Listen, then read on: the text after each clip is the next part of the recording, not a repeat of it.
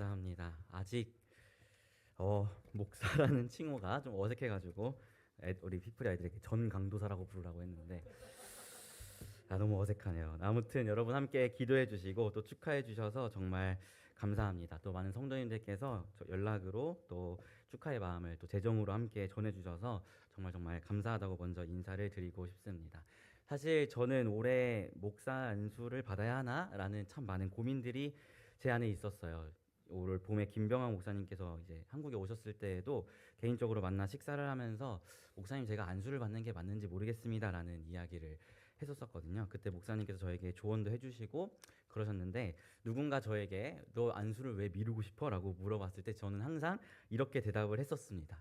전도사는 뭔가 햇병아리 같고 목사는 뭔가 나이가 들은 것 같은데 강도사는 좀 젊고 스마트한 느낌이 들어서 안수를 늦게 받고 싶어요 라고 이야기를 했어요. 근데 사실 이것은 제 진심은 아니고요. 그저 제 안에 드는 좀 복잡 미묘한 감정들을 다 설명할 수 없기 때문에 애둘러 이야기한 저의 이야기였습니다. 솔직하게 제가 목사 안수를 좀 미루고 싶었던 마음의 솔직한 심정은 내가 목사라고 불리기엔 너무나 부족한 사람이다 라는 마음이 제 안에 있었기 때문이에요. 사실 제가 신학을 공부한 이유는 목사가 되고자 하는 목적을 가지고 공부를 하지는 않았습니다. 저의 비전은 직분이 사실은 아니고요. 언제나 지상명령 성취를 돕는 것이 저의 비전이었고 이 지상명령 성취를 돕는 것을 일반 성도로서 행하든 목사로서 행하든 강도사로서 행하든 그저 부르신 저의 자리 가운데에서 지상명령 성취를 돕는 일을 행하고 싶었어요. 근데 그런 과정 가운데에서 하나님의 인도하심이 있어서 제가 신학을 공부하게 되었고 이렇게 이 자리까지 오게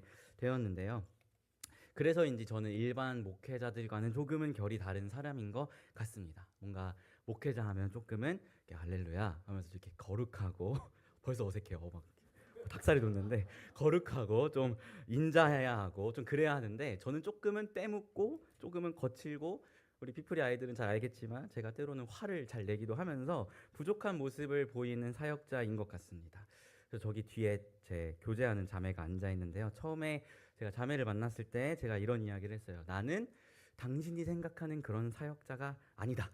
라는 이야기를 했어요. 저는 양아치 사역자이다. 이렇게 이야기를 했었는데요. 저의 목회자로서의 부족한 모습을 제 스스로가 알고 있었기 때문에 이렇게 이야기를 했던 것이죠. 그래서 저는 제가 목사로 안수를 받는 것이 맞나라는 좀 깊은 고민이 있었던 것 같습니다. 하나님 보시기에도 또 사람이 보기에도 일반적으로 알려진 이런 목회자들과는 결이 많이 다른 이 부족한 사람인데 그런 내가 목사 안수를 받는 게 맞나 이런 고민이 제 안에 있었어요. 그런데 오늘 말씀을 준비하면서 제가 다시금 하나님 앞에서 깨닫게 된 것은요. 하나님은 언제나 우리의 어떠함이 아니라 하나님의 크신 은혜로 우리를 부르시고 세우신다는 것을 다시금 깨닫게 하셨습니다.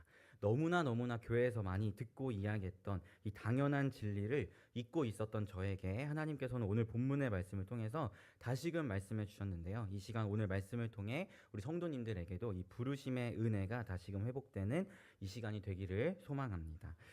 오늘 본문은 아론의 대제사장 위임식을 담고 있는 본문입니다. 하나님께서 모세와 아론의 지파인 레위 지파를 하나님의 일을 맡아 행하는 지파로 부르셨고 그 중에서 아론을 대제사장으로 부르셔서 이스라엘의 영적인 지도자로 하나님께서 세우셨습니다. 우리가 오늘 본문을 레위기 가운데서 그냥 스쳐가듯이 슉슉 읽으면요. 그저 아론이 대제사장 위임을 받고 있구나라는 요 정도의 생각에 머무르게 되는데요. 하지만 오늘 우리가 함께 읽은 이 8장의 이 위임식이 어느 시점에 이루어진 일인지 우리가 곱씹어 생각해 본다면 이 대제사장 위임식이 단순히 생각할 문제가 아니라는 것을 우리는 발견하게 됩니다.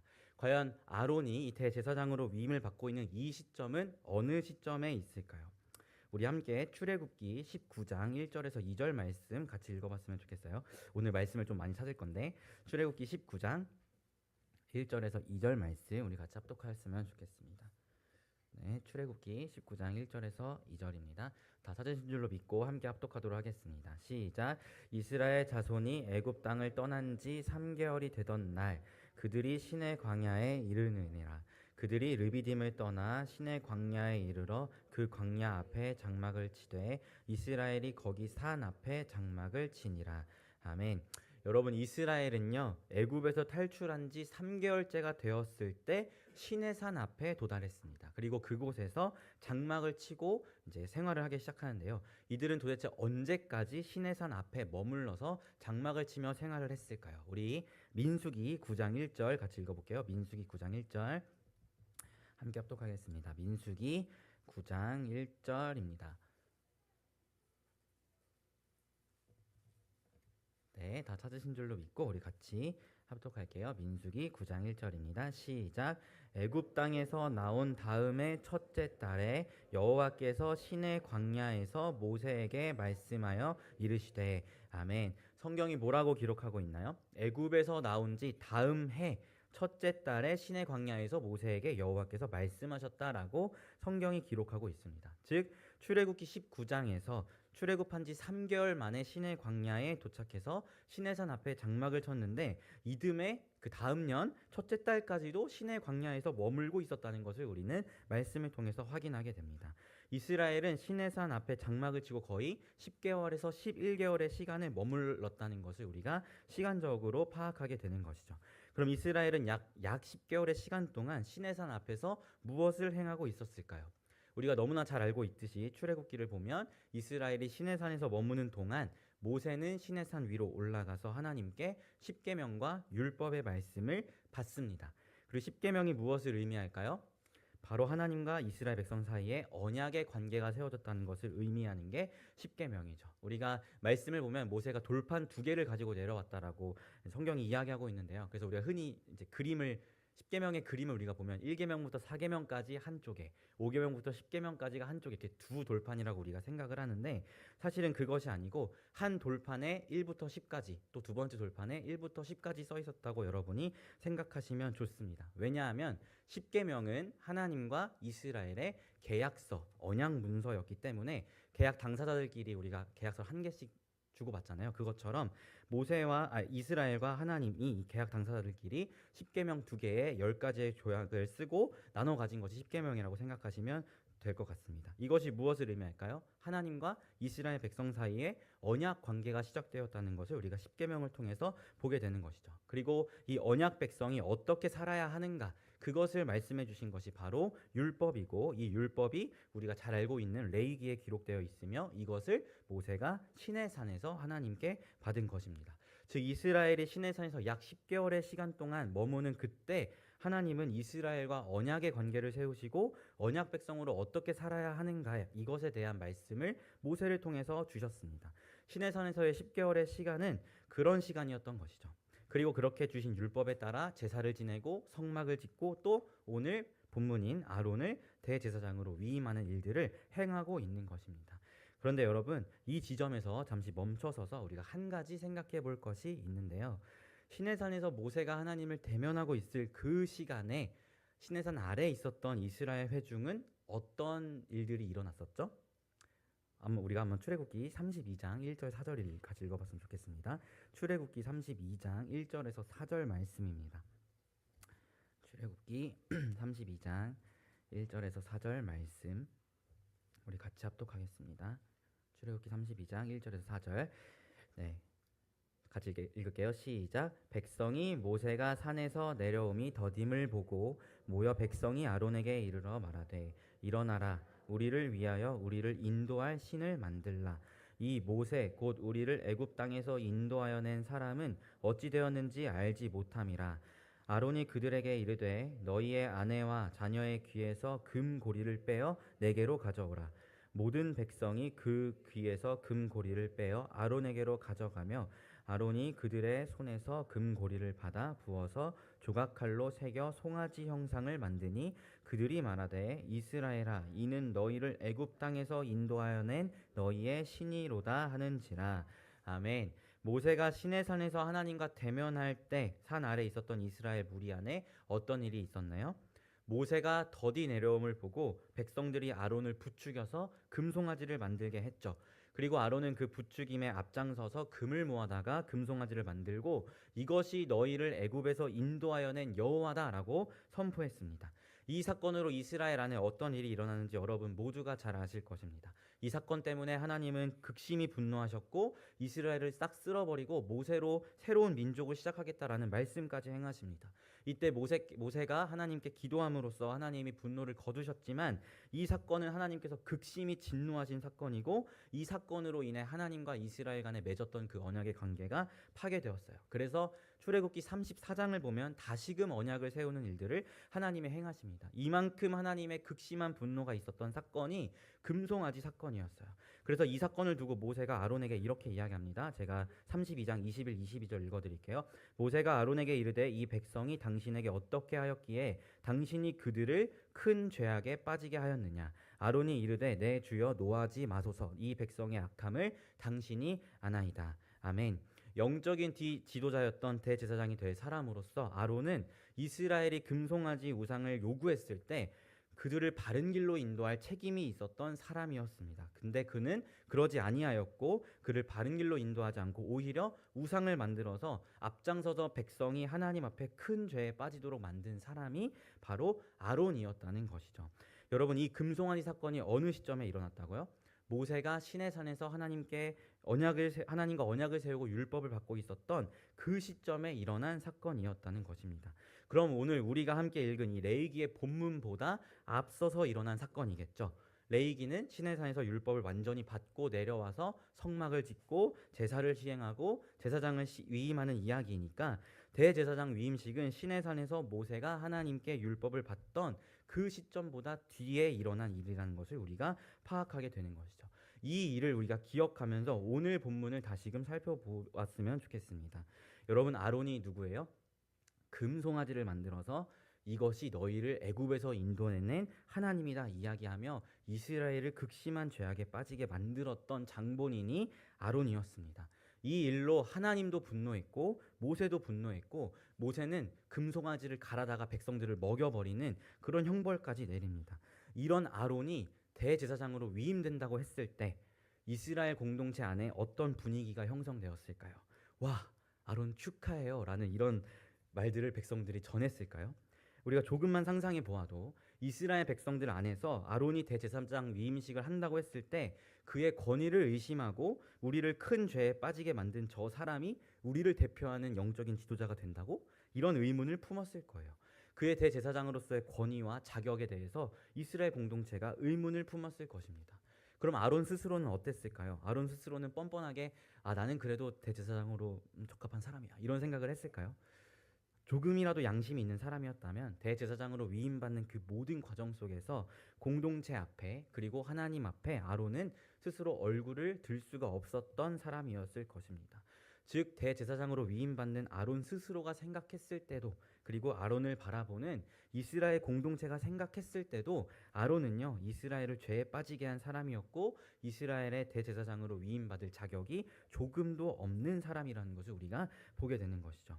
그리고 하나님께서 아론을 너 대제사장에서 내가 자를 거야 라고 말씀하셔도 아론은 전혀 할 말이 없는 그런 상황인 것입니다. 이스라엘을 앞장서서 죄에 빠지게 만든 장본인이었기 때문이죠.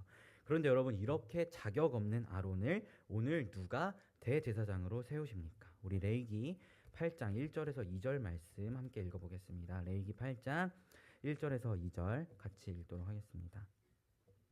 레위기 8장 1절 2절 같이 읽을게요. 시작. 여호와께서 모세에게 말씀하여 이르시되 너는 아론과 그의 아들들과 함께 그 의복과 관유와 속죄제의 수송아지와 숫양 2마리와 무교병 한 광주리를 가지고. 아멘. 누가 모세에게 말씀하시죠? 하나님께서 모세에게 말씀하셔서 아론을 대제사장으로 세우고 계시다는 것을 우리는 보게 됩니다. 하나님을 대적하여 우상을 세우고 우상으로 하여금 자신의 언약 백성을 큰 죄악에 빠지게 만든 그 아론을 하나님께서 대제사장으로 세우고 있다는 사실을 우리가 말씀을 통해서 보게 되는 것이죠. 사랑하는 성도 여러분, 우리가 먼저 이 지점에 서서 우리를 향하신 하나님의 부르심의 은혜가 어떠한 것인지 여러분들이 다시금 기억할 수 있었으면 좋겠습니다. 여러분, 우리를 향한 하나님의 부르심은요 여러분들의 어떠함 때문에 부르신 것이 아닙니다. 여러분이 어떠한 자격이 있어서 하나님이 여러분을 부르신 것이 아니란 것이죠. 여러분, 우상을 섬겼던 그 아론의 죄가 비단 그만의 죄일까요? 우리도 너무나 동일한 죄악을 우리 삶 가운데 범하고 있지는 않습니까? 루터는 10계명을 주해야 할 때 1계명에서 이렇게 주석합니다. 나 외에 다른 신을 두지 말라. 이 첫 번째 계명이 무너지면 나머지 9가지의 계명 모두가 무너지는 것이다 라고 주석합니다. 하나님 외에 다른 신을 두는 것, 즉 하나님을 사랑하지 않고 다른 것을 사랑한다면 그 다른 모든 계명을 지키기가 어려워진다고 루터는 해석하고 있는 것이죠. 하나님을 사랑하지 않기 때문에 안식일을 지키지 않고, 하나님을 사랑하지 않기 때문에 부모를 공경하지 않고, 하나님을 사랑하지 않기 때문에 이웃의 것을 탐하는 등의 일들이 일어난다고 마틴 루터는 주석합니다. 우리가 하나님을 사랑하지 않고 하나님보다 우선되이 행하는 것들이 너무나 많잖아요. 하나님보다 돈을 사랑하기도 하고, 하나님보다 자녀를 사랑하기도 하고, 하나님보다 나의 생명을 더욱 귀히 여기는 이러한 모습들이 너무나 많음을 우리 모두가 각자의 삶에서 알 수 있을 것이라고 저는 생각합니다. 우리가 금송아지만 만들지 않았지 아론과 전혀 다를 것이 없는 우리의 모습을 우리가 발견하게 되죠. 내가 생각해도 하나님 앞에 부름받기 부족한 각자의 모습이 여러분 안에 있을 거라고 저는 생각됩니다. 그런데요, 그런 우리를 하나님께서 부르고 있다는 것을 여러분들이 오늘 말씀을 통해서 기억하실 수 있었으면 좋겠습니다. 저는 솔직하게 요즘 CCC 사역도, 교회 사역도 제 개인적으로 너무나 지쳐있는 요즘입니다. 제가 사역자라는 이름으로 살아온 지가 벌써 6년이 지나고 있는데요. 처음 이 길을 접어들었을 때 그 열정 가득했던 저의 CCC 안에서의 모습이나 교회 안에서의 모습과 지금의 모습을 비교했을 때 열정이 많이 식어버린 저의 모습을 발견하게 되더라고요. 그러다 보니까 어느 순간 스스로 타협하는 저의 모습을 발견하게 되었습니다. 사역을 하다가 영혼들이 잘 안 따라오면, 또 어려운 상황들이 생기면, 옛날 같았으면 잘 안 따라오는 친구가 있으면 끝까지 쫓아가서 따라오게끔 만들었을 텐데, 또 상황이 막혀 있으면 어떻게 해서든 되게 만들었을 텐데, 제 스스로가 너무나 지치다 보니까 영혼들이 안 따라온다던가 또는 상황이 막혀 있다면 그냥 그 상황을 서서 방관하고 있는 저의 모습을 제 스스로가 마주하게 되었어요. 그래서 더더욱 목사 안수를 앞두고 이런 내가 목사로 안수를 받는 게 맞나, 이런 생각을 가졌던 것 같습니다. 이런 저의 모습도 사실은 하나님 보시기에 죄악된 모습이죠. 왜냐하면 하나님께 기도함으로 일들을 감당하고 행했던 것이 아니고 스스로 내 능력과 내 경험과 내 힘에 의존해서 이 사역들을 행하려다 보니까 내 힘이 붙이고 내 스스로가 너무나 지칠 때 아무것도 할 수 없는 모습이 되어버린 저의 모습이기 때문에 이런 저의 모습도 아론과 다를 게 없는 저의 모습이라는 것이죠. 비단 저만의 이야기일까요? 우리 모두가 각자의 삶에서 각자의 분야, 각자의 이야기 속에서 하나님과 상관없이 살아가며 하나님 보시기에 죄악된 모습을 보이는 여러분들의 이야기들이 있을 것이라고 생각됩니다. 그런데 여러분, 그런 우리를 누가 부르신다고요? 바로 하나님께서 부르신다는 것입니다. 내가 목회자로 살아가는 게 맞나? 라는 생각이 드는 저를 하나님께서 부르셨습니다. 하나님 앞에 범죄하여 수도 없이 무너지는 죄악된 우리를 하나님께서 당신의 자녀로 부르셨다는 것이죠. 이스라엘을 죄악에 빠지게 만든 우상 숭배의 주동자였던 그 아론을 하나님께서 은혜로 대제사장직에 위임하시고 그를 세우신 것처럼 하나님 보시기 너무나 부족한 저와 여러분을 하나님의 자녀로 오늘 하나님이 우리를 부르고 계시다는 것입니다. 사랑하는 성도 여러분, 여러분이 아론의 입장을 상상해 보시면 이 위임식에서 아론은 그저 눈물밖에 흘리지 않았을 것임에 아마 여러분 모두가 동의하실 거예요. 이스라엘을 죄악에 빠뜨린 장본인을 하나님께서 은혜로 대제사장으로 세우시는 이 일이기 때문이죠. 그리고 이 은혜가 저와 여러분을 향해 오늘도 동일하게 향하고 있다는 것을 기억하셨으면 좋겠습니다. 그런데 여러분, 하나님께서 이렇게 우리를 부르시는데 어떻게 하나님께서 부르시는지 우리가 말씀을 통해서 살펴볼 수 있었으면 좋겠는데요. 오늘 말씀을 보면 아론을 대제사장으로 위임하는 과정 가운데 반드시 한 인물을 거쳐서 그 모든 일들을 진행하고 계심을 우리가 말씀을 통해서 보게 됩니다. 누구죠? 바로 모세입니다. 모세. 사도행전을 보면 스데반 집사가 구약의 이스라엘을 어떻게 해석하냐면 스데반 집사는 구약의 이스라엘을 구약의 교회라고 해석합니다. 이처럼 구약의 이스라엘은 단순히 민족이 아니라요, 신약의 교회인 저와 여러분들의 그림자로서의 모습을 보여주고 있는 것이 스데반 집사 해석에 의하면 구약의 이스라엘입니다. 신약의 교회인 우리는 유월절 어린 양이 되셨던 예수 그리스도의 피로 구원을 받고 세례를 받고 성찬을 행하고 성령의 인도하심으로 주님 다시 오실 날까지 나아가죠. 구약의 교회는 이것의 그림자의 모습을 보여줘요. 유월절 어린 양의 피를 문설주에 바름으로 구원을 받았고, 홍해를 건너면서 바울의 해석에 따르면 홍해를 건너면서 그 가운데 세례를 받았고, 광야 가운데에서 만나와 반석 위에 물을 마시며 성찬을 행하였습니다. 그리고 구름 기둥과 불 기둥의 인도하심을 따라 한 걸음 한 걸음 가나안 땅까지 나아갑니다. 즉 구약의 교회는 신약의 교회인 우리의 이 모든 것들의 그림자격인 모습을 비춰주고 있는 것이 구약의 이스라엘입니다. 그렇다면 신약의 교회인 우리가 하나님 앞에 나아갈 수 있도록 부르시는 우리의 유일한 중보자가 있는데 바로 누구죠? 예수 그리스도이죠. 그럼 구약의 교회에도 그런 중보자의 그림자로서 세운 인물이 있을 거 아니에요? 그게 누구예요? 바로 모세입니다. 즉 모세는 구약의 교회에 하나님과 이 구약의 교회 사이를 연결하는 중보자로서의 역할을 했던 것이 바로 모세였습니다. 물론 모세가 완전한 중보자는 아니죠. 왜냐하면 완전한 중보자 대신 예수 그리스도의 그림자에 불과했기 때문이에요. 하지만 어찌 되었든 그는 그림자였던 구약의 교회가 하나님께 나아갈 수 있는 그림자 중보자의 역할을 행했던 사람이 바로 모세라는 것이죠. 모세가 구약의 중보자라면 오늘 하나님께서 아론을 대제사장으로 위임하면서 부르시는 이 과정 가운데 반드시 모세가 관여하게 하시는 것이 어떤 의미인지 우리는 더욱더 명확하게 이해할 수 있을 것 같습니다. 하나님은 아론을 부르십니다. 어떻게 불러요? 은혜로 부르시는데 중보자 모세를 통해서 아론을 부르시고 그를 대제사장으로 세우신다는 것이죠. 이것이 신약의 교회인 우리에게 적용된다면 어떻게 적용될까요? 하나님이 우리를 부르시는데 어떻게 불러요? 누구를 통해서? 우리를 대신하여 죽으신 예수 그리스도, 우리의 유일한 중보자를 통해서 부르시고 세우신다는 것을 우리가 보게 됩니다. 특별히 오늘 말씀을 보면 하나님께서 중보자 모세를 통해 아론을 세우실 때에 그에게 속옷과 에봇을 입혀주고 그의 가슴에 흉패를 붙이고 우림과 둠밈을 넣어주고 그 머리에 관을 씌우고 그 머리에 기름을 붓습니다.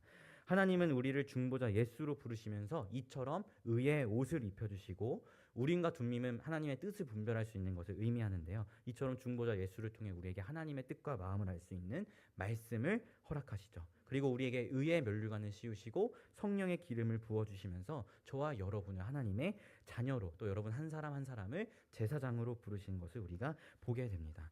사랑하는 성도 여러분, 저는 우리가 이 부름의 은혜를 잊지 않았으면 좋겠습니다. 하나님은요, 죄악 중에 거하고 있었던 우리를 예수 그리스도를 통해서 하나님의 자녀로 불러주셨습니다. 여러분, 예수님께서 십자가 지시기 전날 밤에 겟세마네에서 기도하실 때에 땀방울이 핏방울이 될 때까지 기도하셨다라고 성경이 기록하고 있잖아요. 여러분, 이 사건을 결코 가볍게 생각하시면 안 됩니다.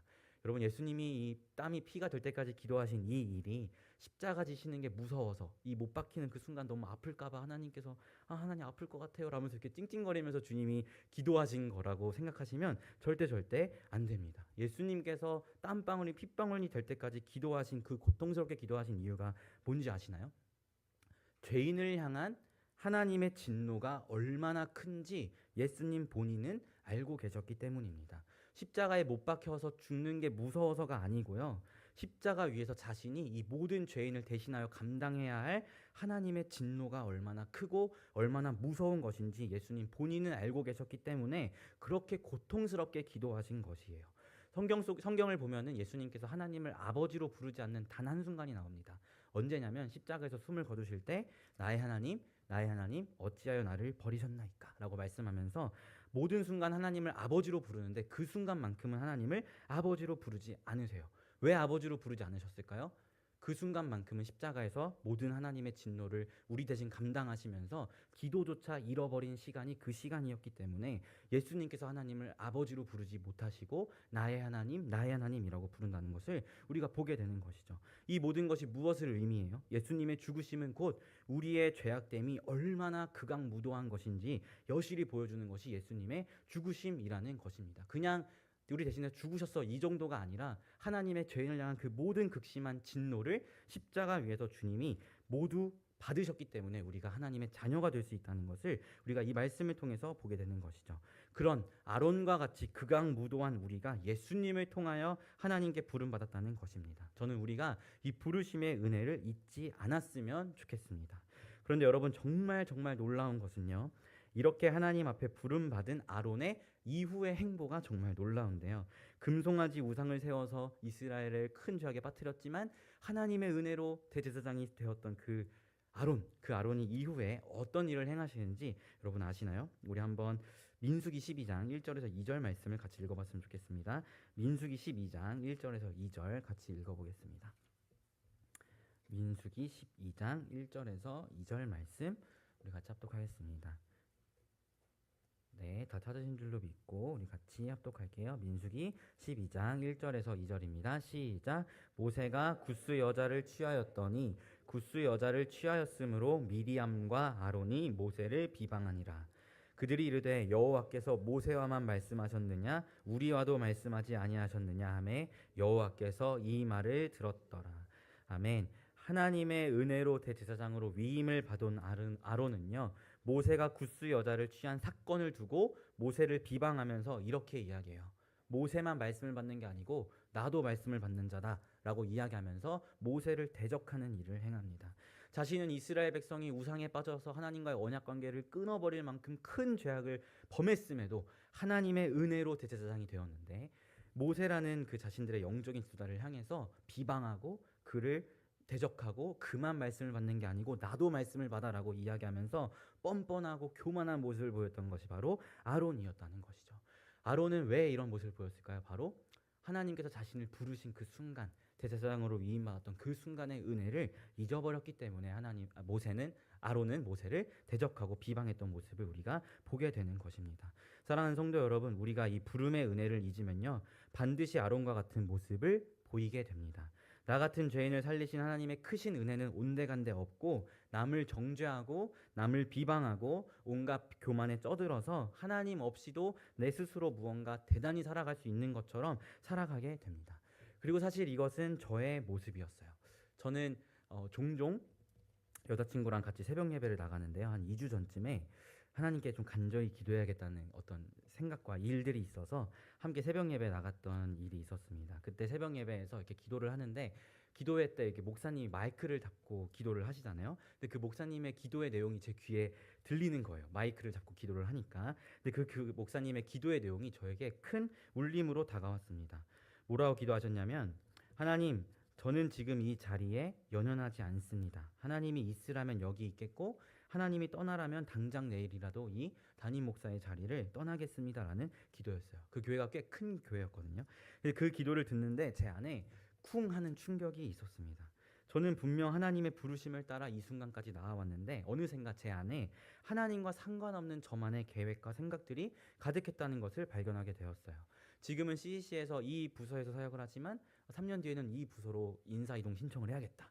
그때가 되면 교회는 어떻게 해야겠고, 그때가 되면 내가 하고 싶었던 대학원 공부는 이렇게 해야겠다라는 저만의 인생의 계획들을 제 스스로 하나님의 뜻과 상관없이 세우고 있는 저의 모습을 하나님께서 발견하게 되었습니다. 주의 종이라면 하나님이 있으라면 그때까지 있고, 하나님이 떠나라면 당장 내일로 떠나야 하는 것이 주의 종의 이 모습인데, 어느 순간 그런 모습이 저에게 전부 사라져 버렸다는 것을 하나님께서 발견하게 하셨어요. 그러면서 제가 하나님께 이런 기도를 드렸습니다. 하나님, 저는 왜 이렇게까지 하나님과 멀어졌을까요? 저는 어느 순간부터 왜 하나님의 뜻과 마음보다 제 생각과 계획을 우선하게 되었을까요? 이런 기도를 하나님께 드렸어요. 그때 하나님께서 제게 주신 단 하나의 말씀이 이것이었습니다. 부름의 은혜를 잊어서 그렇다.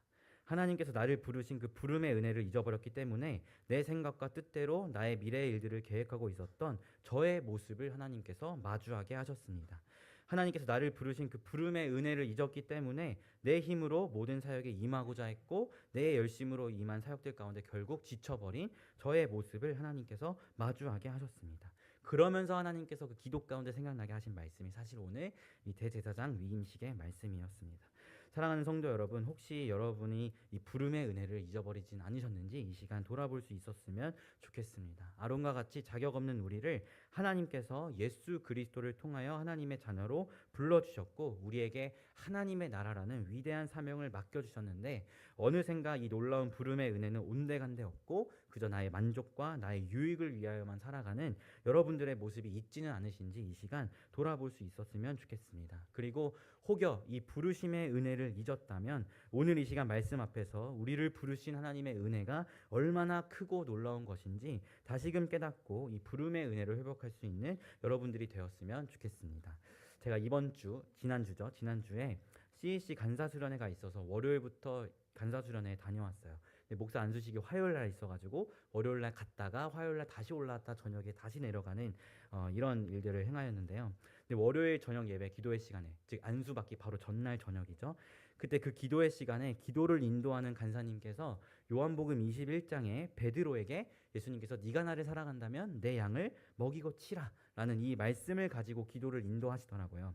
근데 그 기도 인도를 통해서 이제 제가 기도를 하는데, 안수를 하루 앞둔 저에게 예수님께서 기도 가운데 이렇게 말씀하셨습니다. 예찬아 네가 나를 사랑하느냐? 라고 이렇게 물어보셨어요. 그래서 제가 뭐 대답은 뻔하죠. 네 주님 제가 당신을 사랑합니다 라고 대답했어요. 그때 예수님께서 저에게 어떤 말씀을 하셨냐면 네가 나를 사랑한다면 내 양을 먹이고 내 양을 쳐라 라고 말씀하셨습니다. 그렇게 주님께서 저에게 말씀하셨는데 그런 주님에게 제가 무엇이라고 대답했는지 아시나요? 아, 네 주님 그렇게 하겠습니다. 이렇게 했으면 너무 좋았을 텐데 제가 어떻게 대답을 했냐면 예수님 제가 주님을 사랑함을 제게 맡기신 영혼들을 먹이고 치는 것으로 증명해야 하는데 저는 그 양을 먹이고 치는 게 너무 힘들고 너무 지친데 어떡하죠?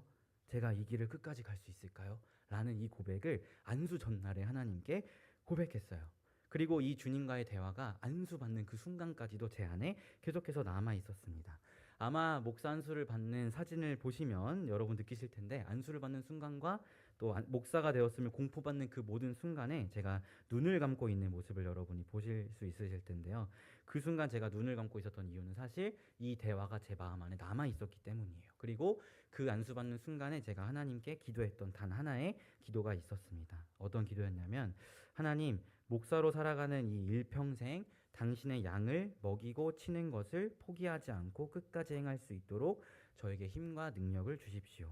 제 힘으로 하지 않겠습니다. 하나님께서 오늘 나로 목사로 부르신 이 부름의 은혜를 기억하면서 주님과 함께 나아가겠습니다. 내가 당신의 양을 먹이고 치는 것에 포기하지 않도록 나에게 힘과 능력을 주십시오라는 기도를 계속 그 순간 기도하고 있었습니다. 아론과 같이 하나님의 놀라운 은혜로 부름을 받아놓고는 그 부름의 은혜를 잊은 자의 모습으로 살아가는 것이 아니라 주님 다시 오실 날까지 최선을 다하여 하나님의 기쁨이 되는 종의 모습으로 내게 주신 양들을 먹이고 치는 것을 끝까지 감당할 수 있도록 인도해 달라는 저의 기도였어요. 저는 이 모든 여정, 이 믿음의 여정을 끝까지 달려갈 수 있는 힘은 부르심의 은혜를 잊지 않는 것에서부터 시작된다고 생각합니다. 사랑하는 성도 여러분, 여러분을 부르신 하나님의 크신 은혜를 잊지 않으시기를 부탁드립니다. 먼저 여러분이 얼마나 하나님 앞에 극심한 죄인이었으며 여러분을 향한 하나님의 진노가 얼마나 컸는지 그 진노를 예수께서 십자가 위에 어떻게 감당하셨는지를 기억하면서 이 부름의 은혜를 잊지 않고 살아가신 여러분들이 되었으면 좋겠습니다. 이제 말씀을 마무리하면서 함께 찬양을 하고 기도를 할 텐데요. 오늘 함께 고백할 찬양은 좀 새로운 찬양이었지만 베드로의 고백이라는 찬양입니다. 가사의 내용을 보면 예수님을 부인했던 베드로를 다시금 부르시는 하나님의 은혜를 담고 있는 찬양이에요. 특히 우리가 후렴의 가사에 집중할 수 있었으면 좋겠는데요. 후렴을 보면 이런 가사가 나옵니다. 날 부르심에 감사, 날 놓지 않으심에 감사, 하늘 보좌 버리고 날 사랑하심에 감사, 나의 모든 삶을, 나의 모든 인생을 예수님과 함께 걷겠습니다 라는 가사가 있어요. 오늘 말씀을 생각하며 우리가 이 찬양을 고백할 수 있었으면 좋겠습니다. 여러분, 베드로도 아론도 그리고 우리도 모두 예수님께 이러한 은혜를 누린 사람들입니다. 이스라엘을 우상숭배라는 죄악에 빠뜨린 아론을 놓지 않으시고 부르신 하나님, 예수님을 저주하고 부인했던 그 베드로를 놓지 않으시고 다시 한번 불러주신 하나님, 그리고 여러분의 삶의 자리 가운데에서 하나님을 대적하며 살아온 우리를 놓지 않으시고 부르신 그 하나님의 은혜를 생각하며 우리가 찬양할 수 있었으면 좋겠습니다. 그리고 우리의 남은 모든 삶, 모든 인생을 예수님과 함께 걷겠다고 결단하며 고백할 수 있는 우리가 되었으면 좋겠습니다. 사랑하는 성도 여러분, 우리의 모든 인생을 예수님과 함께 걸으며 주님의 기쁨이 되기 위하여 이 부르심의 은혜를 잊지 맙시다.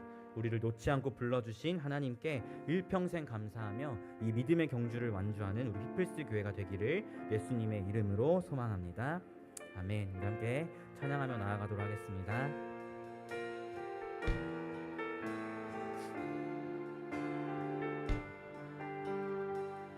우리 가사를 묵상하며 함께 고백할까요? 내가 가장 후회하지 않느니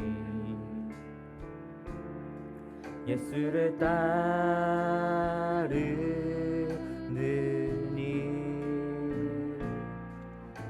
내 금을 버리고 내 사랑 들기로 하고 나를 부르신 주님과 동행하느니 나의 평생에 소원하느니 예수를 닮아가느니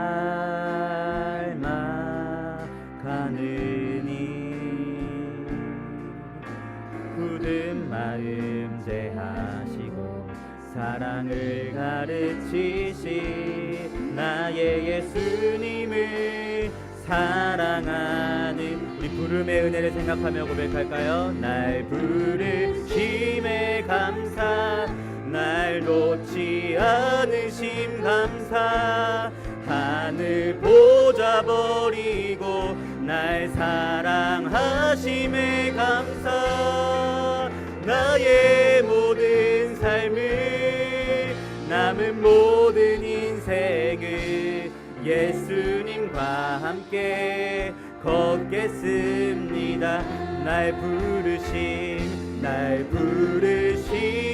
감사, 날 놓지 않으심 감사, 하늘 보좌 버리고 날 사랑하심에 감사, 나의 모든 삶을 남은 모든 인생을 예수님과 함께 다시 한번 우리를 부르신 하나님의 은혜를 생각하며 날 부르심에 감사, 날 놓지 않으심 감사, 하늘 보좌 버리고 날 사랑하심에 감사, 나의 모든 삶을 남은 모든 인생을 예수님과 함께 걷겠습니다. 여러분, 오늘 말씀을 생각하며 우리 함께 기도하면 좋겠습니다. 여러분, 아론은 이스라엘을 우상에 빠뜨린 장본인이었습니다. 하지만 그런 아론을 패하지 아니하시고 하나님께서 오늘 말씀 가운데 대제사장으로 위임하시는 이 말씀을 우리가 기억할 수 있었으면 좋겠습니다. 이 아론에게 향한 은혜가 여러분 우리를 향한 은혜입니다. 이스라엘을 우상에 빠뜨렸던 아론을 놓지 않으시고 부르신 그 하나님, 예수님을 저주하고 부인했던 베드로를 놓지 않으시고 부르신 그 하나님의 은혜가 오늘 이 시간 나를 향한 은혜라는 것을 기억하면서 우리가 나아갈 수 있었으면 좋겠습니다. 우리가 이 부르심의 은혜를 잊으면 아론이 모세를 대적했던 것처럼 우리 삶의 자리 가운데에서 교만하여지고 남을 비방하여지고 하나님 없이 살아갈 수 있을 것만 같은 삶의 모습으로 나아간다는 것을 기억하며 우리가 하나님 앞에 이 부름의 은혜를 잊지 않겠다고 결단하는 시간이 되었으면 좋겠습니다. 이 시간 함께 기도하며 나아갈 때 하나님, 나를 부르심에 감사합니다. 하나님 보시기에 완악하고 죄인 되었던 우리를 사랑하셔서 우리를 하나님의 자녀로 불러주심을 감사합니다. 내가 이제는 이 부르심의 은혜를 잊지 아니하고 나의 남은 모든 인생을 예수님과 함께 걷겠다고 결단하는 시간 함께 기도하며 나아가도록 하겠습니다. 기도하겠습니다. 하나님 아버지, 그렇습니다. 우리를 부르신 하나님의 은혜를 우리가 이 시간 다시 한번 기억하며 나아가기를 소망합니다. 이스라엘을 우상의 죄에 빠뜨렸던 그 아론을 하나님께서 놓지 아니하시고 대제사장으로 불러주신 그 은혜가 우리에게 동일하게 흘러오고 있음을 기억하며 나아갑니다. 예수님을 부인했던 베드로를 버리지 아니하시고 그를 주님의 사도로 다시 한번 불러주신 당신의 은혜가 우리에게 흘러오고 있음을 기억하며 나아갑니다. 하나님 앞에 죄인 되었고 하나님 앞에 완악하였던 우리의 삶의 이야기들이 너무나 많음에도 불구하고 오늘 이 시간 이 자리 가운데 다시 한번 하나님의 자녀로 불러주셨사오며 오늘 이 시간 이 자리 가운데 다시 한번 우리가 주의 말씀 앞에 설 수 있도록 부르신 그 하나님의 은혜를 우리가 기억하며 나아가기를 소망합니다. 우리가 부름의 은혜를 잊으며 살아갔던 모습들이 있었다면 하나님 다시 한번 이 부르심이 회복될 수 있도록 인도하여 주시옵시고 하나님이 허락하신 이 부름의 은혜를 잊지 아니하고 기억하면서 주님이 부르신 이 믿음의 여정을 끝까지 달려갈 수 있도록 주님 인도하여 주십시오. 우리의 남은 모든 인생, 우리의 남은 모든 삶을 예수님께서 허락하신 그날까지 주님과 함께 걸어가기를 소망합니다. 우리가 이 부름의 은혜를 잊지 아니할 수 있도록 하나님 우리에게 은혜 허락하여 주시옵시고 아론이 모세를 대적하고 비방했던 그러한 모습을 답습하지 아니할 수 있도록 하나님 붙들어 주시옵소서. 그러기 위하여 우리가 날마다 성령 충만함으로 이 모든 믿음의 여정을 나아가야 하오니 우리를 성령으로 하나님 붙들어 주시옵소서. 날 부르심에 감사, 날 놓지 않으심 감사, 하늘 보좌 버리고 날 사랑하심에 감사, 나의 모든 삶을 남은 모든 인생을 예수님과 함께 걷겠습니다. 다시 한번 날 부르심에 감사, 날 놓지 않으심 감사, 하늘 보좌 버리고 날 사랑하심에 감사. 나의 모든 삶을, 남은 모든 인생을 예수님과 함께 걷겠습니다. 나의 모든 삶을, 남은 모든 인생을 예수님과 함께 걷겠습니다. 하나님 아버지 감사합니다. 우리를 향한 하나님의 은혜가 얼마나 큰 것인지 우리가 다시 한번 말씀을 통하여 발견하게 되었습니다.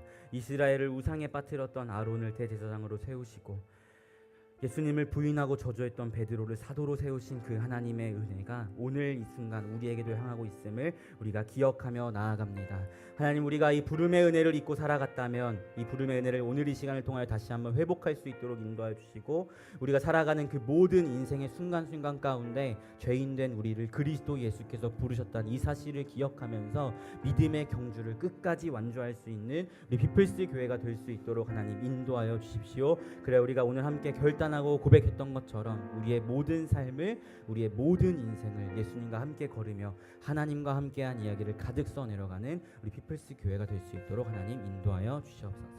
감사드리며 예수님의 이름으로 기도합니다. 아멘.